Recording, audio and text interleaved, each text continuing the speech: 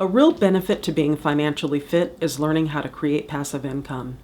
That's where your money is making money for you while you sleep. Can you see liberating yourself from trading your precious hours for dollars? In this video, I talk about tracking spending, creating a budget, learning hard things, and the significance of our money story. Greetings. My name is Dawn from Project Liberate, where I'm concerned with all things that have to do with liberation. Financial liberation is what I'm addressing in this series of videos. This is video number 3. Please look at the other videos and build your financial fitness if you too want financial liberation.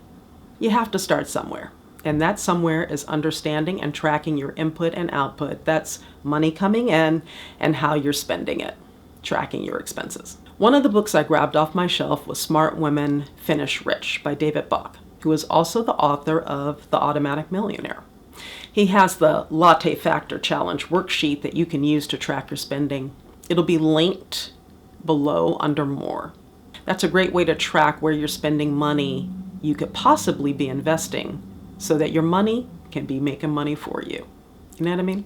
Some form of budgeting is needed if you want to break away from living paycheck to paycheck, living beyond your current means and/or accruing more debt. So if you go to Google Sheets, you can make a copy of a monthly budget template and create a budget there. And all you need is a Google account to do that, to access that.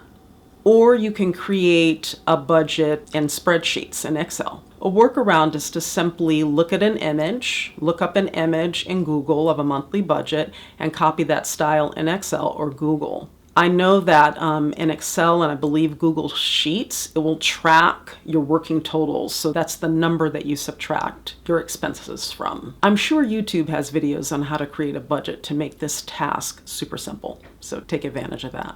You have to be willing to look at your finances in the eye and see where you are. If you're not doing that now, you're probably living beyond your current means or spending the money that could be invested in liberating you financially. And I'm not trying to tell anyone how to live. If you're spending most of your money on liabilities, that's stuff that gets used up and isn't worth anything, money that's gone without paying you, you might forever be working for that stuff. You know what I mean?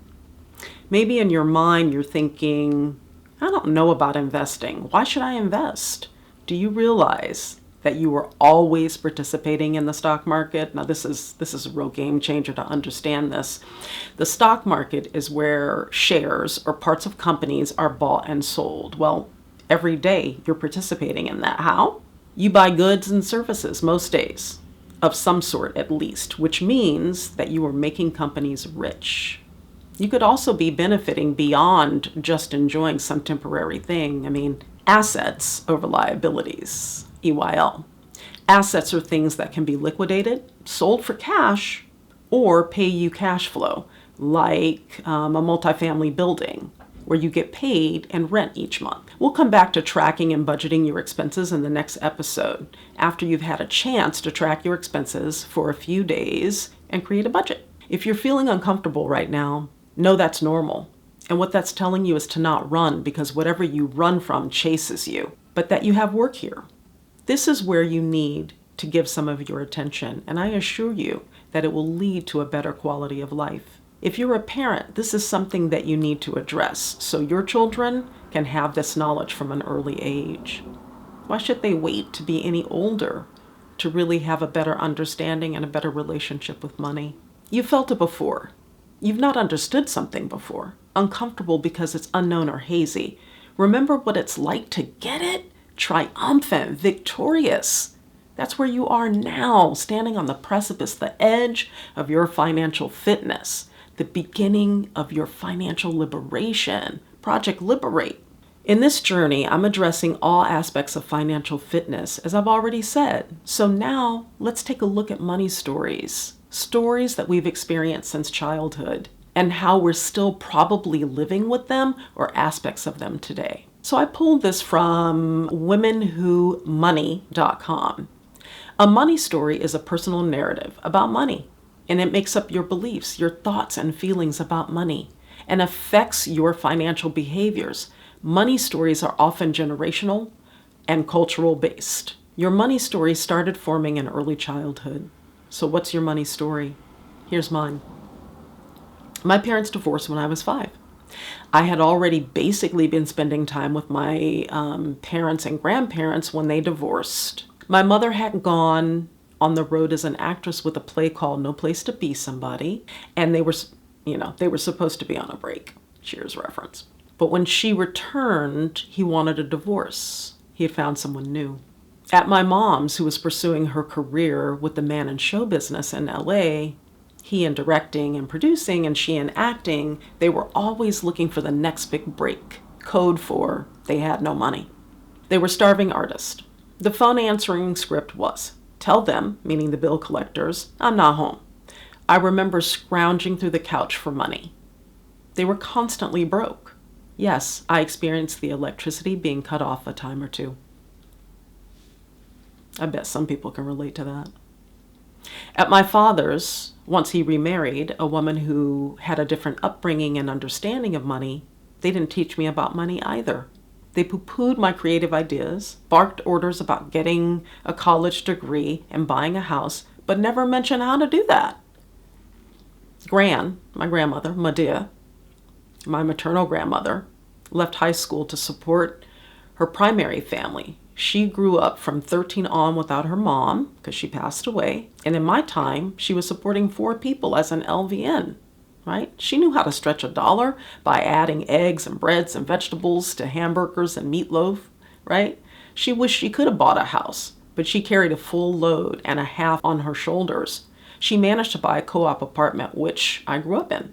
My cousin, who was 6 years older, shared a room with my grandfather, and I shared a room with my grandmother. I remember that my grandfather had these loafers. They were kind of like penny loafers, right? And in the loafers, he had holes in the soles, and over the holes in the soles, he had cardboard, right? As I became an adult, he really respected me because I was responsible with money. Because I mostly grew up with my grandparents, I wasn't a very material person, which is good because we didn't have much money. And as an adult, I'm a girl who knows how to buy well from a good thrift store. Summarized. My money story is, there's never enough money for what I really want, barely enough for what I need.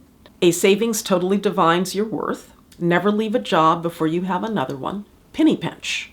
Pay minimum amounts on bills to keep the bill collectors off your back, and keep spending money poorly. Wish that some windfall comes and saves me, and then I'll be happy. I'm a have, not a have. I got a good education. I know how to work hard. That must be the answer. I fear I may not have a roof over my head when I get to be old. The harder I work, the more I'll have. Money is the root of all evil. I seriously hope I don't end up being destitute. The good die young. Life is hard and then you die. Now listen, I don't live by all of these, that's for sure. But they are a part of my money story, the one I grew up with. Lastly, I'll say that if you're African American or that if you grew up middle class or below, chances are you're not financially literate. That's because, based on our history of being enslaved and then suffering through Jim Crow and so much more, our financial independence has been severely hindered. We were prevented from creating wealth for the most part, and then certainly generational wealth, by blacklisting, undervaluing our property. Every ounce of financial knowledge we possess has been hard-won. Anyone who grew up middle class or certainly below may be able to relate to this. Nonetheless, no matter who you are, what socioeconomic group you grew up in or belong to now, you too can attain financial fitness, literacy, and dare I say, financial freedom. I snagged these questions from Girl Boss, who got it from Women with Money by Jean Chatzky, in case you need some prompting around your money story. Money questions. What was the feeling about money like in the home where you grew up? What was the feeling like about money spending? What was the feeling like about saving money? What was the feeling like about giving money away? What was your earliest memory of money? What messages did your mother pass down to you about money? These can be anything, even in regards to like balancing a checkbook. So what messages did your father pass down to you about money? Do you remember hearing your parents talk about money or fight about it? Growing up, did you have more, less, or about the same as your peers? You have to know your money story so you can rewrite it. Project Liberate. Don't forget, you are the light of the world. That's why you're here. That's your only function. I am the light of the world. That's why I'm here. That's my only function. May you be well. May you be happy. This has been a 721 Yellow Banana production, baby. Now don't you forget it. Please remember to like, subscribe, and share.